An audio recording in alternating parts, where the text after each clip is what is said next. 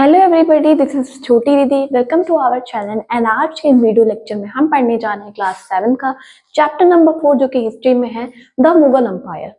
जैसा कि अभी तक हमने चैप्टर फर्स्ट में देखा, ट्रेसिंग चेंजेस थ्रू 1000 ईयर्स, हमारे 1000 पहले चेंज क्या थे एंड अब क्या प्रेजेंट टाइम में चेंज है। एंड नेक्स्ट चैप्टर हमने क्या देखा था, न्यू किंग्स एंड किंगडम्स, नई राजा कैसे बने, राज्य कैसे बने, कौन क्या करता था। मैंने आपको एक चीज बता रखी है कि पूरी हिस्ट्री में हर जगह छीना झपटी है, मतलब तब कुछ ना मतलब फ्री में, किसी की गुलामी ना करनी पड़े, पता नहीं क्या क्या करके धमकी देके सब कुछ पैसा वगैरह ले लेते थे। एंड हमने थर्ड चैप्टर देखा था दिल्ली सल्तनत। इसमें क्या था कि जैसे कुछ सालों तक हमारी दिल्ली पे राज हुआ, इंडिया पे राज हुआ। And this is our fourth chapter, the Mughal empire. यहाँ एक टाइम पीरियड था, मुगल्स ने भी हमारे इंडिया पे राज किया, ब्रिटिश आए, बहुत से लोग आए, ठीक है। एंड टाइम पीरियड क्या था, 1526 में स्टार्ट हुआ था, 1707 में खत्म हुए थे। बहुत ही लंबा टाइम पीरियड था, ठीक है। इस दौरान मुगल रूलर्स आए थे। उन्होंने क्या किया है, जिन्होंने इंडिया पे राज किया, Mughal rulers. And Mughal empire कहाँ से स्टार्ट हुआ था, तो एक बाबर थे, ठीक है। बाबर ने स्टार्ट किया था, फाउंडर ऑफ मुगल एम्पायर सबसे पहले, ठीक है। एंड ये सेंट्रल एशिया से आए थे, ठीक है। एंड ये फिर ठीक है, ये सेंट्रल एशिया से आए थे। एंड हिमायू से, फिर यहाँ हिमायू आए, बाबर का बेटा, ठीक है। कुछ टाइम के लिए इन्होंने क्या किया कि अपने राज को खो दिया एंड बाद में वापस पाया उसे किसी भी तरह से। एंड फिर हिमायू का बेटा कौन आया, अकबर, सबसे इंपॉर्टेंट। बहुत ही पावरफुल रूलर था एंड रिलीजियस फ्लोरेंस था इसके पास। राजपूत से क्या करते थे, दोस्ती रखे थे। एंड स्ट्रॉन्ग एडमिनिस्ट्रेशन थी, यानी कि बहुत ही शासन व्यवस्था थी उनके पास।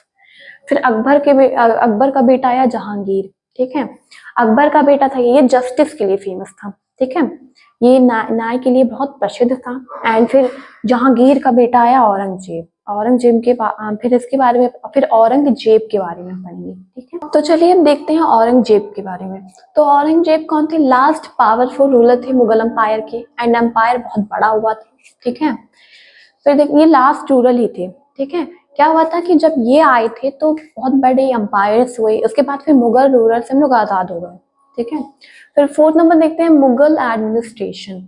हम मुगल्स आए हैं तो कुछ ना कुछ तो शासन रखेंगे ना, कि ऐसा मत करो ऐसा मत करो। तो इनमें क्या शासन व्यवस्था थी ये देखना है। तो एम्पायर का जो सुभाष था उसे प्रोवाइनेंस में बांटा गया। एंड ऐसे सूबेदार, दीवान, बख्शी। सूबेदार कौन थे, प्रोवाइनेंस का हेड होता था ये, ठीक है। दीवान जो थे वो रेवेन्यू ऑफिस में थे। रेवेन्यू सिस्टम मैंने बताया था ना कि यहाँ हर जगह से टैक्स ली जाती थी, ठीक है। रेवेन्यू सिस्टम इम्प्रूव किया, फार्मर्स से पैसे, हर चीज में जबरदस्ती थी, पैसे लेते थे तो फसल लेते थे, ठीक है। फिर यहाँ देखते हैं मनसाबदारी सिस्टम। मनसाबदारी सिस्टम, मनसाब का मतलब होता है रैंक या पोस्ट, ठीक है। तो ऑफिसर्स का जो मनसाब, ऑफिसर्स को मनसाब दिया जाता था, उनकी सैलरी और पोजीशन डिसाइड होती थी कि वो क्या करेंगे और क्या नहीं। तो 6 नंबर लगता है रिवेन्यू सिस्टम। आपको अभी बताया, झीना झपटी पूरी हिस्ट्री में, जबरदस्ती हर चीज सबसे ले लो। यहाँ से जमीन से भी टैक्स लिया जाता था, अगर कोई इस पे खेती कर रहा है, कुछ भी कर रहा है, तो उसे जबरदस्ती सब कुछ ले लेते थे। एंड टोडरमल ने रिवेन्यू सिस्टम इम्प्रूव किया था।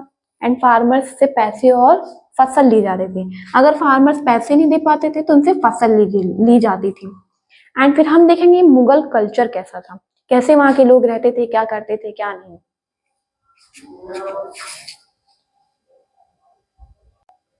एंड अब देखते हैं मुगल का कल्चर कैसा था। This is our last topic in this chapter, ठीक है। तो यहाँ पे क्या था कि आर्ट्स, पेंटिंग, म्यूजिक का बहुत ही ज्यादा विकास था, बहुत ही ज्यादा डेवलपमेंट था यहाँ पे। यहाँ पे क्या था कि यहाँ पे ज्यादातर आर्ट्स बनते थे, पेंटिंग्स होती थी, म्यूजिक का बहुत ही ज्यादा डेवलप था। एंड यहाँ पे बहुत ही फेमस बिल्डिंग्स होती थी, Taj Mahal, red fort, Jama Masjid. Comment section में जरूर बताया था कि ताजमहल किसने बनवाया था और क्यों बनवाया था। फिर अब कुछ इंपॉर्टेंट वर्ड्स देख लेते हैं। जैसे इस चैप्टर में मुगल कई बार आया है, तो सेंट्रल एशिया से आए हुए रूलर्स को हम मुगल बोलते हैं। एंड शुबा कौन था, प्रोवाइनेंस था। मनसाब क्या होती है, एक रैंक या पोस्ट होती है, ठीक है, जो सोल्जर्स को दी जाती है। फिर मैंने बताया दीवान कौन थे, तो एक रिवेन्यू ऑफिसर होता है, बताया ना, टैक्स वगैरह लेता है तो उसी का ऑफिसर होता है, ये जाता है और सबसे टैक्स लेता है। एंड इसी टॉपिक के साथ हमारा चैप्टर होता है अब खत्म।